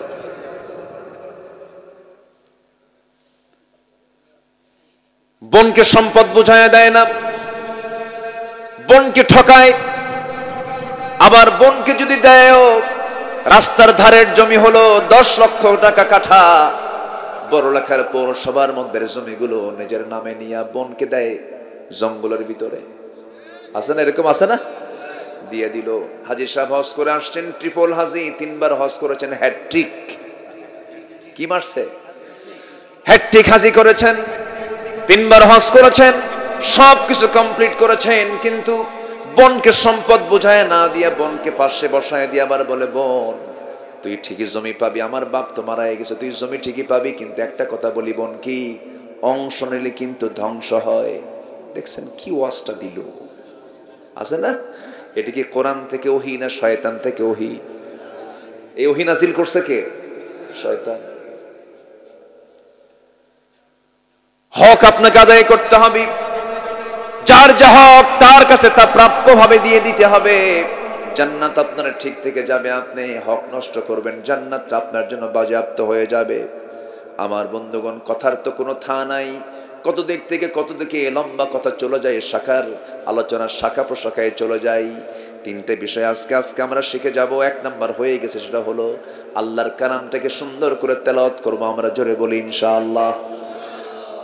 সকালে তেলাওয়াত করব, সন্ধ্যায় তেলাওয়াত করব, নামাজে তেলাওয়াত করব, সমাজে তেলাওয়াত করব, সন্তানদেরকে তেলাওয়াত করা শিখাবো, সব জায়গায় তেলাওয়াত চালু করব, কোরআন শুনবো, বেশি বেশি গান শুনবো। এই পৃথিবীতে খাদ্য গুদাম মানুষ ছাড়া অন্য কোন প্রাণীর আছে বলেন তো? কোন প্রাণীর কি খাদ্য গুদাম আছে? পৃথিবীর কোন প্রাণীর খাদ্য গুদাম নাই, কোন প্রাণীর খাদ্যের সংকট নাই, কিন্তু মানুষের খাদ্যের সংকট আছে না নাই? খাদ্যের সংকট কেন? এটা কি আল্লাহর দোষ? খাদ্যের সংকট তৈরি হওয়ার কারণ হলো মুসলমানদের আজকে চরিত্রের সংকট দেখা দিয়েছে। মানুষের আজকে চরিত্রের সংকট দেখা দেওয়ার কারণেই খাদ্যের সংকট, সবকিছু সংকট তৈরি হয়েছে। কোনো কিছুর অভাব আল্লাহ তাআলা রাখেন নাই, সব অভাব পূরণ করে দিয়েছেন। সংকট তৈরি করেছে আজকে মানুষ। বলুন তো, আমার দেশে মানুষ বেশি না চোর বেশি? ভালো করে কন, মানুষ বেশি না চোর বেশি? চোরই তো বেশি। মসজিদে যায়ও শান্তি নেই, জুতা ছাড়া মসজিদে ঢুকলে, জুতা রেখে যদি আপনি মসজিদে ঢুকেন, নামাজই হবে না। খেলে চিন্তা হবে, জুতা আছে তো? কোথায় যাবেন আপনি? মরা দাদিও ভোট দিয়ে যায়, ঠিক কিনা? মরা দাদি 30 বছর আগে মারা গেছে, কোথায় যাবেন আপনি? রাগ করতেছেন আপনারা? সম্মানিত ভাইয়েরা, আমরা নামাজটাকে সুন্দর করব, জোরে বলি ইনশাআল্লাহ। নামাজ পড়বো কয় ওয়াক্ত? আল্লাহ তাআলার কথাটা কত সুন্দর। আল্লাহ তাআলা আগে বলছেন যারা সুন্দর করে তেলাওয়াত করবে, এরপরে নামাজ পড়বে। তাহলে তেলাওয়াত আগে, তেলাওয়াত ছাড়া কি নামাজ হয়? নামাজটাকে আমরা সুন্দর করে পড়ব, বুঝে শুনে করে পড়ব, আস্তে আস্তে পড়ব, ধীরস্থির ভাবে পড়ব। সাহাবে কেরাম কত সুন্দর করে নামাজ পড়েছেন, নামাজের মধ্যে তারা মজা পেয়েছেন, নামাজের মধ্যে মজা পেয়েছেন। নবীজি 2 জন সাহাবীকে সীমান্ত প্রহরায় নিয়োগ দিলেন। অনেক গভীর রাত হয়ে গেছে, 2 জন সাহাবী, একজন ঘুমিয়ে পড়েছেন, আরেকজন সাহাবী জাগা থেকে বলছেন তুমি ঘুমাও, আমি পাহারা দিচ্ছি। এমন সময় আব্বাদ এবং আম্মা রাদিয়াল্লাহু তাআলা আনহু, এমন সময় যিনি ঘুমিয়ে পড়েছেন, ঘুমন্ত সাহাবী, ঘুমের মধ্যে জাগ্রত সাহাবী আব্বাদ রাদিয়াল্লাহু তাআলা আনহু, তিনি ওযু বানালেন। মনে মনে ভাবলেন খামাখা দাঁড়ায় থেকে লাভ কি? ওযু বানায় নামাজে দাঁড়ালেন, নামাজ শুরু করেছেন। দূর থেকে শত্রু পক্ষ তাকে টার্গেট করে ফেলেছে, দূর থেকে তীর মেরে দিয়েছে তাকে লক্ষ্য করে, একটা তীর এসে সোজা তার ডান পায়ে লাগলো, নামাজ তিনি ছাড়েন না। ওই অবস্থায় তিনি 1 রাকাত নামাজ পড়লেন। দ্বিতীয় রাকাত আবার দাঁড়ালেন, দ্বিতীয় রাকাতে আরেকটা তীর তার বাম পায়ে এসে যখন নিক্ষেপ করা হলো, বাম পায়ে যখন মারা হলো, 2 পায়ে 2টা তীর বিদ্ধ হয়ে আছে। সাহাবী নামাজ ছাড়তেছেন না। ঘুমন্ত সাহাবী জায়গা পেয়ে বলছে, আব্বা কি করো, শত্রু তোমাকে অ্যাটাক করে ফেলেছে, নামাজ ছেড়ে দাও। তবুও তিনি নামাজ ছাড়তেছেন না। ওই অবস্থায় তিনি রুকু করলেন, সিজদা দিলেন, তাশাহুদ পড়লেন, সালামটা ফিরলেন। সালামটা ফিরে বলছেন, ভাই আমি নামাজের মধ্যে টের পেয়েছি শত্রু আমাকে আক্রমণ করে ফেলেছে, কিন্তু আমার ভাই আম্মার নামাজের মধ্যে আমি এমন মজা পাচ্ছিলাম যেন আমি টের পাচ্ছি আমার আল্লাহ নামাজের মধ্যে আমার সঙ্গে কথা বলতেছে। আমি নামাজের মধ্যে এত মজা পাচ্ছিলাম, মনে হলো 2টা তীর 2টা পায়ে বিদ্ধ হলো, আরেকটা তীর যদি আমার বক্ষটাকে যদি ভেদ করে দিত আমি শহীদ হয়ে যেতাম। তবু মুহাব্বতের এই প্রাণ প্রিয় নামাজ আমি কখনো ছাড়তাম না। জোরে কোন সুবহানাল্লাহ। কি নামাজের মধ্যে তারা মজা পেয়েছেন। ইমাম যত নামাজ লম্বা করবে, যে মুসল্লি নামাজে তত মজা পাবে, তার নামাজ সবচেয়ে আসল নামাজ। আল্লাহু আকবার। এই রমজানে মদিনায় নামাজে দাঁড়ালাম, নবীজির কবরের পাশে মদিনার মসজিদে নববীতে নামাজে দাঁড়ায় গেছি। ইমাম সাহেবের বয়স প্রায় 80 বছর পার হয়ে গেছে। নামাজে দাঁড়ালাম, কিয়ামুল লাইল নামাজে, তারাবির নামাজ পড়ে কিয়ামুল লাইল হয়। 2 রাকাত নামাজ পড়লাম, সময় লেগেছে প্রায় আধা ঘন্টা। আমার দেশে যদি কোনো ইমাম আধা ঘন্টা ধরে যদি 2 রাকাত নামাজ পড়ে ফজরের, নামাজও শেষ, বলবে হুজুর আপনার ইমামতিও শেষ। ঠিক কিনা? আপনার তো সময় বহু, আমাদের তো এত সময় নাই, ঠিক আছে না? কিন্তু না, ওয়াজ মাহফিলে সেই সময়ের চিন্তা করা যাবে না, নামাজ পড়তে নিয়ে সমাজের সময়ের চিন্তা করা যাবে না, কারণ এই সময়গুলো সবচেয়ে বরকতময়। ওয়াজ মাহফিলে বসে আছি, সওয়াব কি আমাদের জন্য থেমে আছে নাকি? বরকত দিয়ে ভরা। জোরে বলি আলহামদুলিল্লাহ, জোরে বলি আলহামদুলিল্লাহ। আমার বন্ধুগণ, তবে নামাজের মধ্যে দুনিয়ার কথা মনে হতে পারে, নামাজের মধ্যে দুনিয়ার কথা মনে হতেই পারে। নামাজ কবুল হবে কিনা এমন প্রশ্ন এক সাহাবীর মনে হলো। রাসূলকে পেলেন না, সাইয়েদনা আলীকে ডাক দিয়ে বলছেন, আলী নামাজের মধ্যে মাঝে মাঝে দুনিয়ার কথা মনে হয়, নামাজ কি আমার কবুল হবে নাকি? সাইয়েদনা আলী শক্ত ফতোয়া দিলেন, নামাজ কবুল হবে না, যাও। সাহাবী চলে গেছেন। কিছুক্ষণ পরে রাসূল এসে বললেন, আলী তোমার কাছে কেউ আসছিল নাকি? এসেছিল, তুমি কি বলেছো? নামাজের মধ্যে দুনিয়ার কথা মনে হলে নামাজ কবুল হবে না। আমার রাসূল বললেন, তাই যদি হয় ও আলী, আমি তোমাকে এই মুহূর্তে একটা দায়িত্ব দেব, ওযু বানাবে সুন্দর করে, 2 রাকাত নফল নামাজ আদায় করবা। নামাজ আদায় শেষান্তে আমি তোমাকে আমার পক্ষ থেকে সুন্দর একটা চাদর উপহার দেব। সাইয়েদনা আলী খুব খুশি হলেন, ওযু বানালেন, নামাজে দাঁড়ায় গেলেন। 1ম রাকাত খুব মনোযোগ দিলেন। 2য় রাকাতে নামাজের মধ্যে হঠাৎ করে মনে করছেন রাসূল যে আমাকে চাদরখানা দিতে চাইলেন, সেই চাদরখানা মা আয়েশার ঘরের চাদর না মা হাফসার ঘরের চাদর। মন চলে গেছে কোথায়?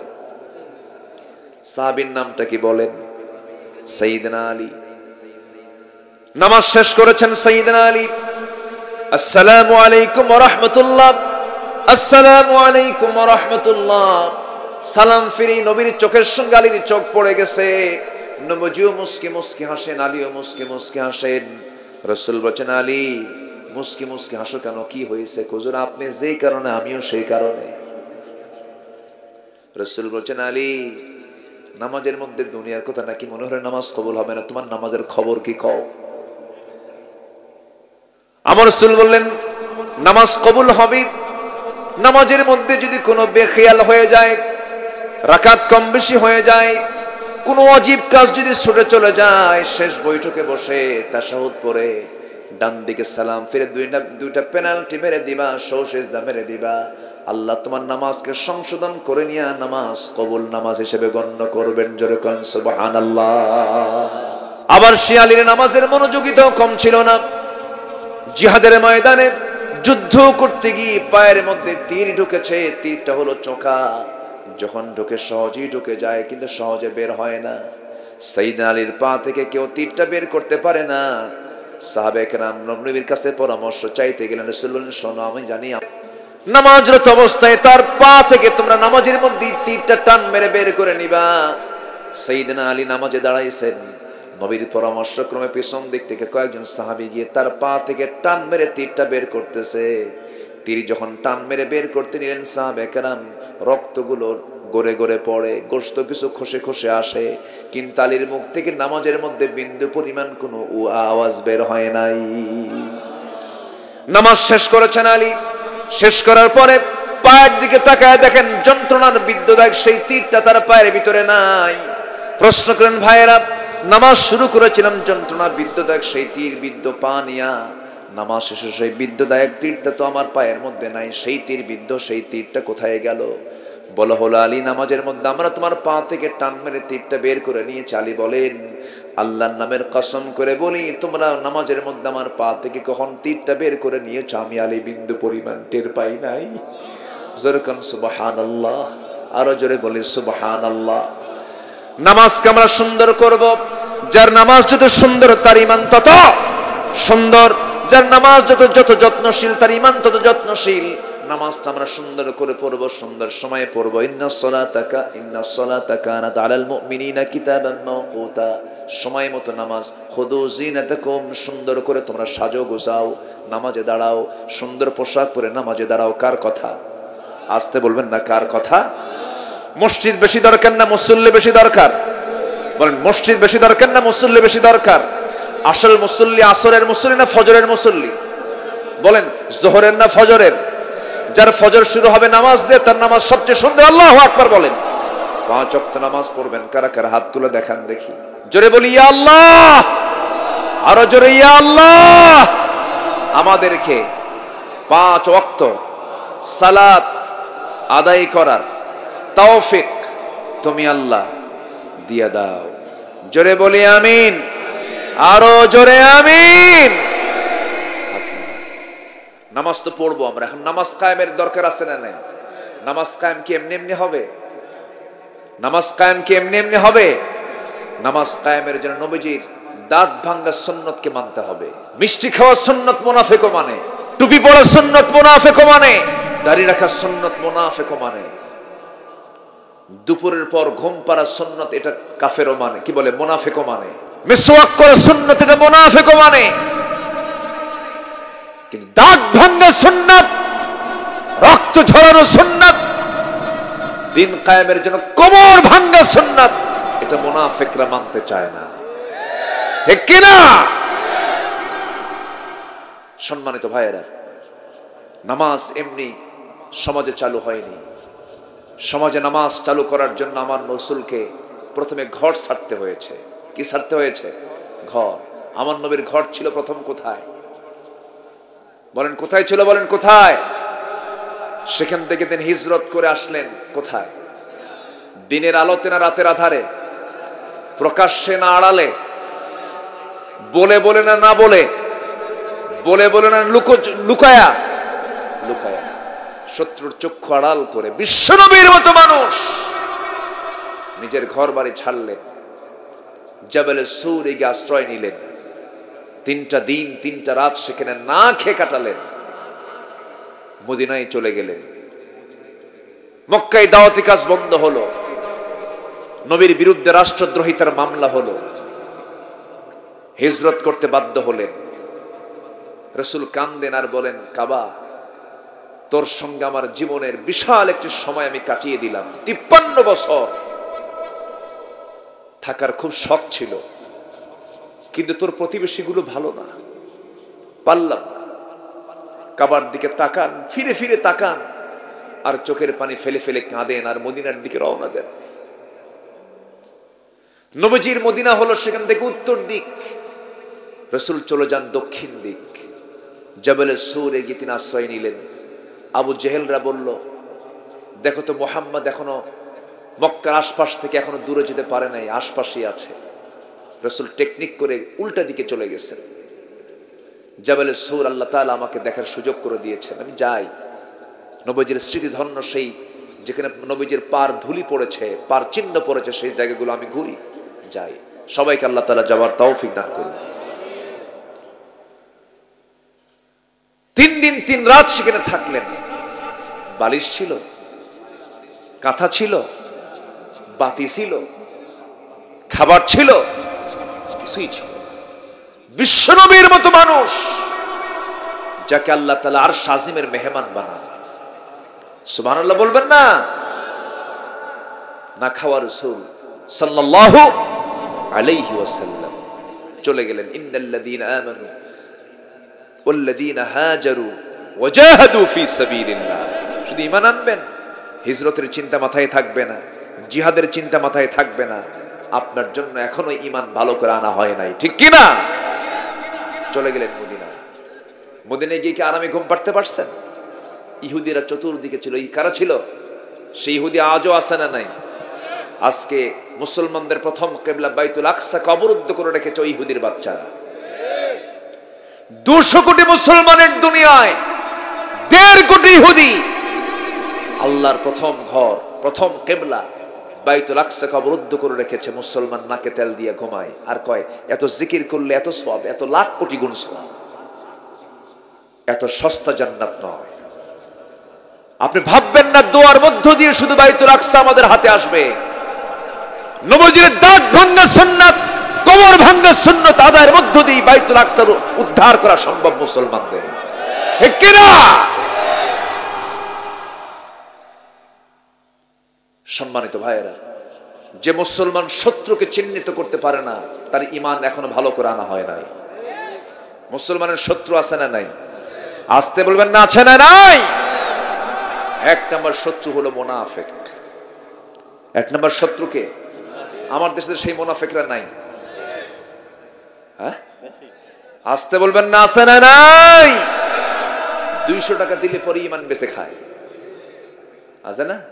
এই যে 200 টাকা দিলাম, যাও, আপনি যারে রায় দিলেন ও যদি মদ খায়, ওই মদ খাওয়ার গুনাহ তোর আমলনামায় যাবে।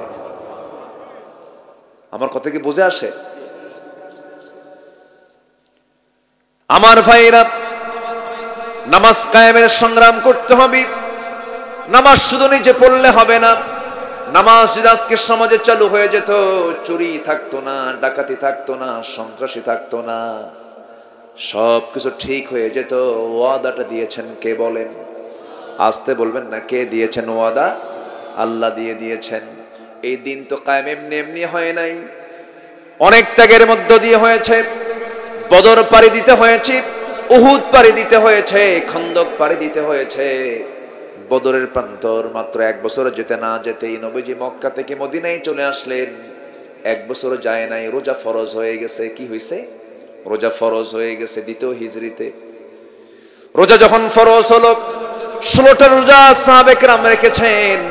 নবীজির কানে সংবাদ চলে এলো, কুরাইশরা মক্কা থেকে 350 মাইল 450 মাইল ডিঙ্গিয়ে তারা বদর প্রান্তর পর্যন্ত 1000 সৈন্য নিয়ে তারা জমা হয়েছে। নবীজির কানে যখন সংবাদ চলে গেল, রাসূল বললেন, সাহাবীরা কে আছো? আমার সঙ্গে বাতিলদের মোকাবেলায় যাবে। 313 জন সাহাবী রেডি হয়ে গেছেন।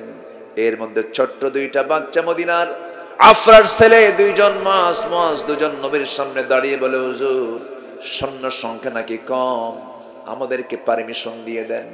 রাসূল বলেন, কেমন করে দেব রে? হাতে তোদের কোনো শক্তি নেই, বাহুবল নাই, তরবারি হাতে নিতে পারবি না। বড়জন বলে, হুজুর আমি ওর চাইতে বড়, অন্তত আপনি আমাকে একজনকে আপনি অনুমতি দিয়ে দেন। ছোটজন বলে, ইয়া রাসূলুল্লাহ, বড় ভাইকে পারমিশন দিলে আমাকেও দিতে হবে, কারণ ও শুধু লম্বা, গায়ের শক্তি আমার বেশি। যেরকম সুবহানাল্লাহ। দিন কায়েমের কি চিন্তা তাদের মাথায় ছিল। নবীজি 2 জনকে কুস্তি লাগায় দিলেন। কুস্তিতে বড়জন ছোটজনকে নিচে ফেলে দিল। ছোটজন নিচ থেকে আস্তে করে তার কানটা মুখের মধ্যে নিয়ে এসে কানের মধ্যে মুখ ঢোকায় বলে, ভাই তুই তো আমার চাইতে বড়, আমি কি তোর সঙ্গে পারি নাকি? কিন্তু একসঙ্গে খেলাম, ঘুমালাম, পড়লাম, সবকিছু করলাম, তুই যুদ্ধ দেখা যাবি কেন? আমাকে যেতে দিবি না? তুই তোর গায়ের শক্তিটা কমায় দে। বুকের উপর উঠে রাসূলের সামনে তিনি মুস্কি মুস্কি হাসি মারলেন। রাসূল 2 জনের অবস্থাগুলো দেখে 2 জনকে কাছে নিয়ে বলছেন, আল্লাহ, এই 2 জনের গায়ের শক্তি নাই, কিন্তু ইমানের শক্তি আছে, আমি 2 জনকে যুদ্ধের পারমিশন দিয়ে দিলাম। সামনে তাকায় দেখেন এক মহিলা 2 বছরের শিশু বাচ্চাকে নিয়ে আসছে। কয় বছর? 2 বছরের শিশু বাচ্চাকে নবীর সামনে হাজির করে বলে, হুজুর আমার বড় কোনো সন্তান নাই যে জিহাদে পাঠাবো, এই ছোট্ট 2 বাচ্চার শিশু, 2 বছর বাচ্চার শিশুকে নিয়ে আসলাম, আপনার কোলে দিয়ে যাচ্ছি যুদ্ধের ঢাল বানায় নিয়ে। জোরে বলি সুবহানাল্লাহ। যুদ্ধের ঢালটা বানায় নিয়ে রাসূল বলছেন, ও মহিলা তোমাকে ধন্যবাদ, যাও তোমার উৎসর্গ আল্লাহর দরবারে কবুল হয়ে গেছে। বাচ্চা তোমার কোলেই থাকবে, সব তোমার ঠিকই হয়ে যাবে, যাও। আমার নবীজি বদর যুদ্ধের ময়দানে সাহাবে কেরামকে নিয়ে রওনা দিলেন। রোজার মাস, কিসের মাস বলেন? রোজার মাস। আমরা শুধু রোজার মাসকে বলি, রমজান মাসকে শুধু রমজান মাসে বলি। এটা যে বদরের মাস অনেকেই জানে না। বদর যুদ্ধের মাসে 17তম রমজানের দিনে আমার নবীজি বদর প্রান্তরে পৌঁছে গেলেন। ওই শুহাদায়ে বদর, আল্লাহ পাক আমাকে এই দুই চোখে দেখার তৌফিক বারবার দিয়েছেন। শুহাদায়ে বদর 14 জন সাহাবীর লাশ সেখানে এখনো আছে, তাদের কবরটা এখনো আছে। আমার নবীজি শুহাদায়ে বদর যখন পৌঁছলেন, বদর নামক প্রান্তরে যখন পৌঁছে গেলেন, আমার রাসূল লক্ষ্য করলেন 1000 কাফেররা চতুর্দিক থেকে দাঁড়ায় গেছে। 313 জন সাহাবী নিয়ে যুদ্ধ শুরু হয়ে যাবে। কাতারে কাতারে সব মুজাহিদরা দাঁড়ায় গেছে। ওই ছোট্ট দুইটা বাচ্চা মাজ বলে, ও চাচা, একজন সাহাবীকে ডাক দিয়ে বলো, ও রাসূলুল্লাহর সাহাবী আবু জেহেল কই? কই আবু জেহেল? ওই আবু জেহেল বলার সঙ্গে সঙ্গে সিংহের মতো গর্জন দিয়া বাজ পাখির মতো উড়ন্ত হয়ে ছোট্ট দুইটা বাচ্চা চলে গেছে আবু জেহেলকে মারার জন্য। তাদেরকে বলা হলো, ও ছোট্ট দুইটা বাচ্চা মদিনার ছেলে, আবু জেহেলের উপরে এত রাগ কেন? ছোট্ট দুইটা বাচ্চা বলতেছে, এত রাগ হওয়ার কারণ হলো, শুনেছি রাসূলকে নাকি সে বড় কষ্ট দিয়েছে। আমরা কাউকে আজকে মারতে যাব না, আজকে মারতে যাব সেই আবু জেহেলকে। জোরে কোন আল্লাহু আকবার। সেই বদর যুদ্ধের ময়দানে ছোট্ট দুইটা বাচ্চা আবু জেহেলের দুই পাশে দাঁড়ায় গেছে। আবু জেহেল ঘোড়ার পিঠে দুই দিকে দুই পা ছেড়ে দিয়ে বসে আছে। এমন সময় ছোট্ট দুইটা বাচ্চার ছোট্ট দুইটা হাতে তরবারি নিয়া সজোরে আল্লাহু আকবার বলে দুইজন দুই পায়ে আঘাত করেছে। ওই আবু জেহেল দরশই হয়ে জমিনে পড়ে গেছে। কোমর সোজা করে আবু জেহেল আর কখনো দাঁড়াতে পারে নাই। জোরে কোন আল্লাহু আকবার। বড় ভাই মুআজকে কাফের মুশরিকরা ধরে ফেললো। বড় ভাই মুআজকে চতুর্দিক থেকে কাফেররা ঘেরাও করে ফেললো। একজন কাফের তার ডান হাতে যখন তরবারি হাঁকায়া দিয়েছে, ডান হাতটা এক আঘাতে চামড়ার সঙ্গে জ্বলতে লাগলো। তরবারি ঝনঝন করে পড়ে গেল। দৌড় মেরে গিয়ে বাম হাতে তরবারি উঠায় নিলেন, যুদ্ধ চালালেন, থামালেন না। আরেকজন কাফের বাম হাতে মারবে তার আগ দিয়ে বাম হাতে যুদ্ধ চালাতে লাগলেন। কিন্তু দেখা গেল ঝুলন্ত ডান হাতটা এসে বারবার বাম হাতে ধাক্কা খায়। চট করে যুদ্ধ করার মাঝে, তরবারি চালানোর মাঝে চট করে ডান হাতটা বাম্পার নিচে রেখে এত জোরে টান মারলেন, হাত ছিটকে পড়ে গেছে। বাম হাতে যুদ্ধ চালাতে লাগলেন, বাম হাতও কেটে ফেলে দিল। দুই হাত যখন নাই, যুদ্ধ করবেন কি নিয়া? মুআজ সামনে তীরের মতো দাঁড়ায় আছে। একজন কাফের এসে গর্দান বরাবর মেরে দিল, মস্তক ছিটকে পড়ে গেল।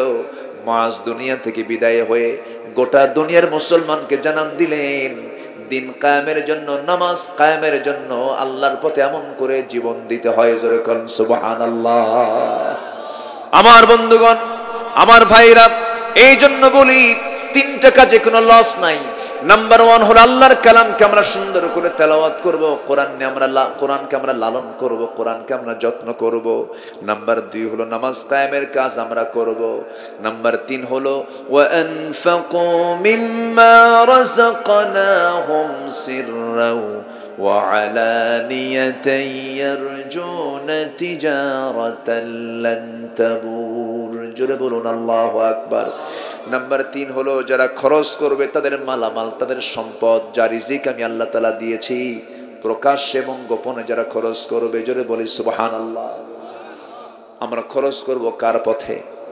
আসতে বলবেন না, খরচ করব আমরা কার পথে? খরচ করতে বলেছেন কে? ওমিম্মা রাযাকনাহুম ইউনফিকুন। মুত্তাকির যতগুলো গুণ আছে এর মধ্যে একটা অন্যতম গুণ হলো যা আল্লাহ তাআলা বান্দাকে দিয়েছেন তা থেকে কিছু খরচ করা। কার পথে? আসতে বলবেন না, কার পথে? সবাইকে খরচ করতে রাজি আছি না ইনশাআল্লাহ? আল্লাহ কবুল করুন। জোরে বলি আমিন।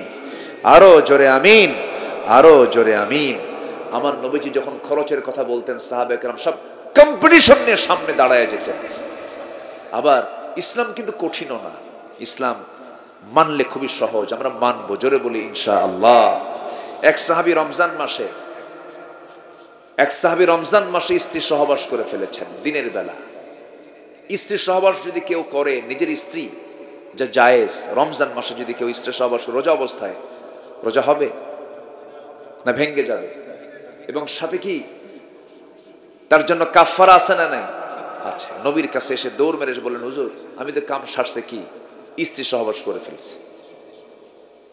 রাসূল বললেন, সাহাবী, স্ত্রী সহবাস যদি করে থাকো, তোমার প্রতি আমার হুকুম হলো, আল্লাহর হুকুম হলো, একটা না 60টা রোজা রাখবা।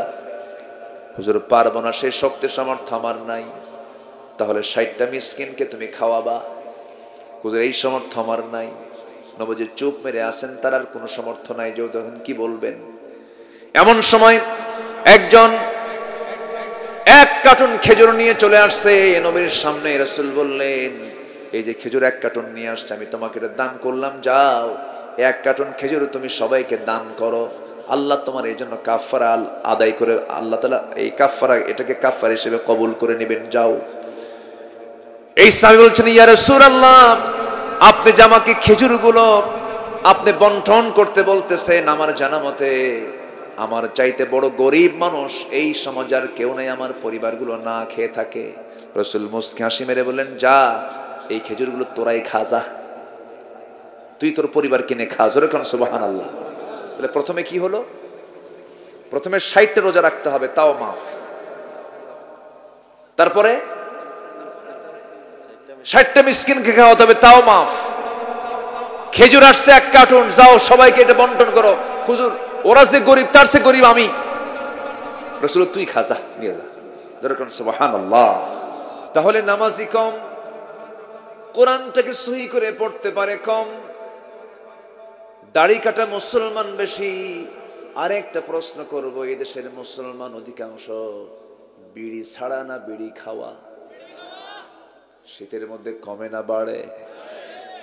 এত খাওয়া খায়, ইটের ভাটার ধোয়া ফেল, এত খায়, রাত 3টার দিকে ঘুম ধরে না, আর বিড়ি টানে। সকালবেলা বাথরুম হয় না, বাথরুমের মধ্যে যেও খায়। তাহলে মুসলমান বেনামাজি, মুসলমান দাড়ি রাখে না, মুসলমান কোরআন পড়তে পারে না, মুসলমান নেশা করে, মুসলমান বিড়ি খায়। বলুন তো, একজন নবীর নাম বলতে পারবেন কিনা বলুন তো, কোন নবী বিড়ি খাইছে? বলেন, আছে কোন নবী কি এরকম এই ওয়াকামটা কোন নবী করতে পারে? বলেন তো, বিড়ি খাও কোনো কাম? এটা কোনো খাদ্য যা খেলে স্বাস্থ্য ভালো হয়? এরকম আছে কোথাও? আমার বন্ধুগণ, হয়তো মনে মনে চিন্তা করছেন, হুজুর শুধু দোষই ধরেন, ভালো তো কিছু বলতেছেন না। বাস্তবতা হলো, রোগী ডাক্তারের কাছে যায় কখন? যখন তার রোগ হয়। একজন মানুষ ডাক্তারের কাছে গিয়ে সুস্থ অবস্থায় যায় নাকি? যখন সে রোগী হয়ে যায়। তেমনি আমাদের মধ্যে যদি কোনো ইমানের রোগ তৈরি হয়ে যায়, সেই ইমানের রোগগুলোকে শরীর থেকে, তার জীবন থেকে এটাকে মাইনাস করার জন্য রোগগুলো শনাক্ত করার দরকার আছে না নাই? এই জন্য বলতেছি আমি, আমার ভাইরা একটু মনোযোগ দিয়ে কথাগুলো শুনুন। আজকে মুসলমান কোরআন পড়তে পারে না, মুসলমান তেলাওয়াত করতে পারে না। প্রত্যেক দিন ঘুম থেকে উঠি, যে মুসলমান কোরআন তেলাওয়াত করার কথা ছিল, নামাজ দিয়ে তার জীবনটা শুরু করার কথা ছিল, সেই মুসলমান আজকে কোরআনটা পড়ে না, নামাজেও যায় না। ঘুম থেকে উঠতে উঠতে রাত 3টার দিকে শুয়ে পড়ে, আবার দিনের বেলা 12টায় ওঠে। মুসলমানের যে লাইফ স্টাইল, সবগুলো এলোমেলো হয়ে গেছে। আমার বন্ধুগণ, আল্লাহ রাব্বুল আলামিন বলছেন, বান্দা আমি তোকে এই দুনিয়াতে এমনি এমনি পাঠাই না, আমি তোকে অবশ্যই কাজের জন্য পাঠাইছি। সেই কাজটা হলো, এই দুনিয়াতে কারো গোলামি তোর চলবে না, গোলামি করতে হবে একমাত্র কেবলমাত্র কার? আসতে বলবেন না, কার? আল্লাহ তাআলার। আল্লাহ তাআলা বলছেন, ইয়া আইয়ুহান নাসু উবুদু রাব্বাকুমুল্লাযী খালাকাকুম والذين من قبلكم لعلكم تتقون হে মানব মণ্ডলী তোমরা সেই মহান রবের গোলামি করো দাসত্ব করো যিনি তোমাকে সৃষ্টি করেছেন তোমার পূর্বের সকল মানুষগুলোকে সৃষ্টি করেছেন সেই মহান রবের তোমরা গোলামি করো আর গোলামি করার জন্য যে বিধানটা দরকার সেই বিধানটার নাম কি সেই বিধানটার নাম কি কোরআন আমার ভাইরা